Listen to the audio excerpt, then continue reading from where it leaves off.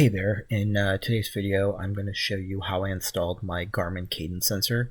I hid it behind the crank arm on my bike so that it gave a little bit of a cleaner look. Alright, so on the screen you'll see the things that you'll need to get this install done. First off, obviously you'll need the cadence sensor, and then I had some leftover alcohol wipes from a different project, so I'll be using that to clean the crank arm and apply the adhesive. The adhesive isn't shown right here, but you'll see it in the next step. So the first thing you'll see me doing is testing and kind of finding a place to put the cadence sensor. On my bike, the chainstay kind of bows in, and then there leaves a little bit of space between the crank arm and then the chainstay. So I was just trying to find a place that had enough clearance to put the cadence sensor.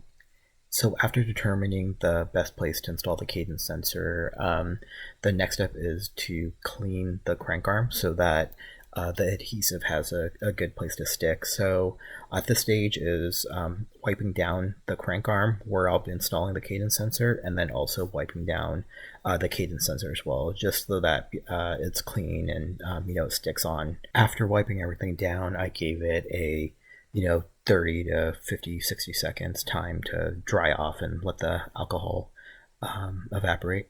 So for my adhesive, I'm using some of these dots that I picked up from Amazon. I'll make sure to link it in the video description so you know which ones to buy. It's a double-sided sticky. So adhering the sticky material is fairly easy. First off, you want to remove it from the paper backer and then apply it to the cadence sensor. I applied it to the front side of the cadence sensor so that the battery was facing out after it's being installed, so you don't have to remove it from the crank arm to replace the battery when the time comes to do that. After the adhesive has been applied to the cadence sensor, you want to remove the other side of it to expose the other sticky adhesive side, and then find the spot that you marked earlier on your crank arm, and then hold it on there and let it stick there for at least 30 seconds. As you can see, I'm just sitting here holding it to make sure it really gets a nice tight bond between the two so it doesn't fall off.